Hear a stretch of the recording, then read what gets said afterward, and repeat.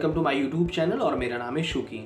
दोस्तों, आज इस वीडियो में मैं आपको बताने वाला हूँ, बहुत सारे लोग ये पूछते हैं कि सर हम जॉब के लिए अप्लाई करते हैं बट हमें रिवर्ट नहीं आता। क्या वजह है कि हमारे रिज्यूमे रिजेक्ट हो जाते हैं या हमें कोई कॉल नहीं करता।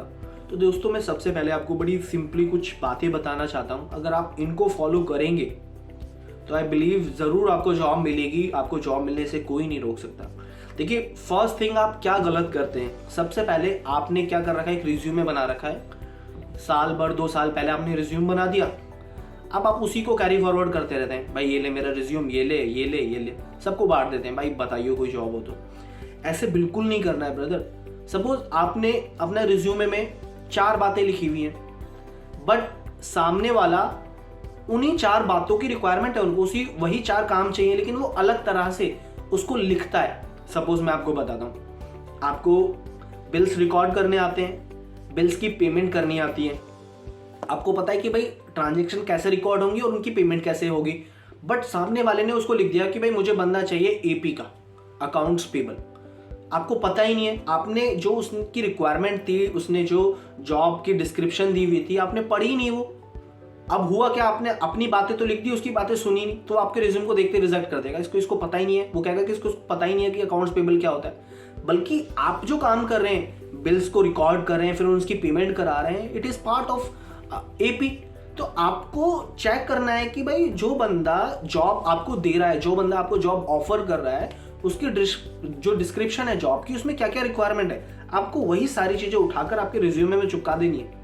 अगर आप ऐसा करते हैं, हर रिज्यूमे आप एज पर रिक्वायरमेंट, जैसी रिक्वायरमेंट है बंदे की जॉब की, उसके अकॉर्डिंग अपने रिज्यूमे को आप मेंटेन कर लेते हैं, तो नोबडी कैन आपके कोई भी मतलब रिज्यूमे को रिजेक्ट नहीं कर सकता, आपको रिजेक्ट नहीं कर सकता। एटलीस्ट वो आपको इंटरव्यू के लिए बुलाएंगे। बहुत सारे लोगों को इंटरव्यू के लिए नहीं बुलाते, इसीलिए नहीं बुलाते कि उन्होंने रिज्यूमे में अननेसेसरी बातें लिखी हुई होती है। तो आपको ये चीज़ ध्यान रखनी है, अपने रिज्यूमे को इस तरह से मेंटेन करना है। अगर आप ये ध्यान रख लेते हैं तो ऑब्वियस है आपको इंटरव्यू के लिए ज़रूर बुलाया जाएगा। और फर्दर जब आप एक बार इंटरव्यू क्रैक कर लेते हैं, उसके बाद काम करने में कोई मुश्किल नहीं आएगी। आपको बहुत आसान है।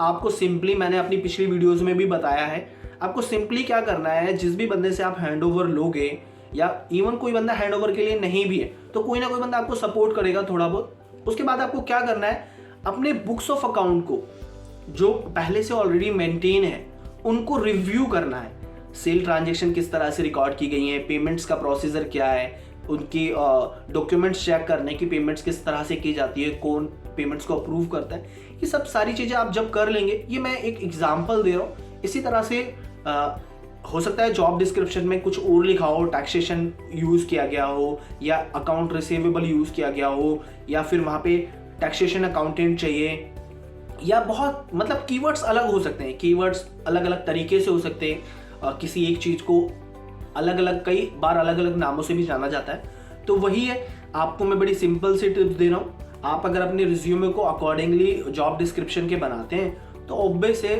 100% आपको जॉब मिलेगी, कोई आपको रोक नहीं सकता। तो ये मेरी छोटी सी टिप्स आपके बड़े काम आएगी, इसको ध्यान रखें। तो चलिए मिलते हैं नेक्स्ट वीडियो में, तब तक के लिए बाय बाय, टेक केयर।